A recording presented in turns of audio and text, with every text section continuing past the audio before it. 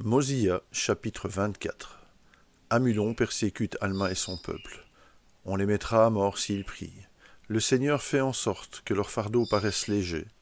Il les délivre de la servitude et retourne à Zarehemla, vers -145, -120 avant Jésus-Christ.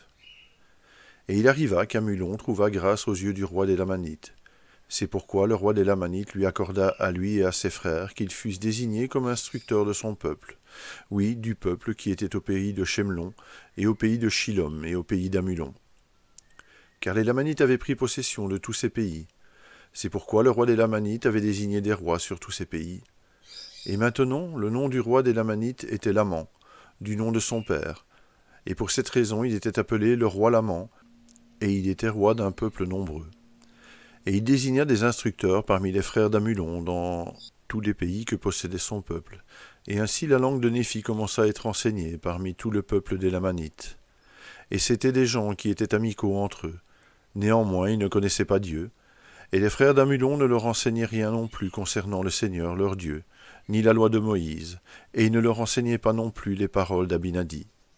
Mais ils leur enseignaient qu'ils devaient tenir leurs annales et qu'ils pouvaient s'écrire les uns aux autres. Et ainsi les Lamanites commencèrent à augmenter en richesse et commencèrent à commercer entre eux et à devenir grands, et commencèrent à devenir un peuple rusé et un peuple sage quant à la sagesse du monde. Oui, un peuple très rusé, faisant ses délices de toutes sortes de méchanceté et de pillage, sauf parmi leurs propres frères. Et alors il arriva qu'Amulon commença à exercer l'autorité sur Alma et ses frères, et commença à le persécuter, et à faire en sorte que ses enfants persécutent leurs enfants. Car Amulon connaissait Alma, il savait qu'il avait été l'un des prêtres du roi, et que c'était lui qui avait cru aux paroles d'Abinadi, et avait été chassé de devant le roi. Et pour cette raison, il était furieux contre lui, car bien qu'il fût lui-même assujetti au roi Laman, il exerçait l'autorité sur eux, et leur imposait des corvées, et mettait sur eux des chefs de corvée. Et il arriva que leurs afflictions étaient si grandes qu'ils commencèrent à crier à Dieu avec ferveur. Et Amulon leur commanda de cesser leurs supplications, et il mit des gardes sur eux pour les surveiller, afin que quiconque serait découvert à invoquer Dieu fût mis à mort. Et Alma et son peuple n'élevèrent plus la voix vers le Seigneur leur Dieu, mais lui déversèrent leur cœur, et il connut les pensées de leur cœur. Et il arriva que la voix du Seigneur leur parvint dans leurs afflictions, disant « Relevez la tête et prenez courage, car je connais l'alliance que vous avez faite avec moi. Et je ferai alliance avec mon peuple, et le délivrerai de la servitude. Et j'allégerai aussi les fardeaux qui sont mis sur vos épaules, de sorte que vous ne pourrez plus les sentir sur votre dos, pendant que vous êtes en servitude. Et cela je le ferai pour que vous soyez plus tard témoins pour moi, et que vous sachiez avec certitude que moi, le Seigneur Dieu, j'interviens effectivement en faveur de mon peuple dans ses afflictions.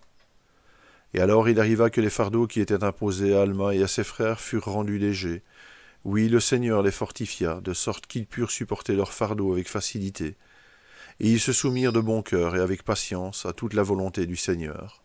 Et il arriva que leur foi et leur patience étaient si grandes que la voix du Seigneur leur parvint de nouveau, disant « Prenez courage, car demain je vous délivrerai de la servitude. » Et il dit à Alma « Tu iras devant ce peuple, et j'irai avec toi, et délivrerai ce peuple de la servitude. » Alors il arriva que, pendant la nuit, Alma et son peuple rassemblèrent leurs troupeaux et aussi une partie de leurs grains. Oui, ils passèrent même toute la nuit à rassembler leurs troupeaux. Et le matin, le Seigneur fit tomber un profond sommeil sur les Lamanites. Oui, et tous leurs chefs de corvée étaient dans un profond sommeil. Et Alma et son peuple partirent dans le désert, et lorsqu'ils eurent voyagé tout le jour, ils dressèrent leurs tentes dans une vallée, et ils appelèrent la vallée Alma, parce qu'il leur montrait le chemin dans le désert. Oui, et dans la vallée d'Alma, ils déversèrent leurs actions de grâce à Dieu, parce qu'il avait été miséricordieux envers eux, et avait allégé leur fardeau et les avait délivrés de la servitude, car ils étaient dans la servitude et personne ne pouvait les délivrer, si ce n'était le Seigneur, leur Dieu. Et ils rendirent grâce à Dieu. Oui, tous leurs hommes et toutes leurs femmes et tous leurs enfants qui pouvaient parler élevèrent la voix en louange à leur Dieu. Et alors le Seigneur dit à Alma, « Hâte-toi de sortir de ce pays, toi et ce peuple, car les Lamanites se sont réveillés et te poursuivent. C'est pourquoi sors de ce pays, et j'arrêterai les Lamanites dans cette vallée, de sorte qu'ils n'aillent pas plus loin à la poursuite de ce peuple. » Et il arriva qu'ils partirent de la vallée et entreprirent leur voyage dans le désert. Et lorsqu'ils eurent été dans le désert pendant 12 jours, ils arrivèrent au pays de Zaraïmla, et le roi Mosia les reçut aussi avec joie.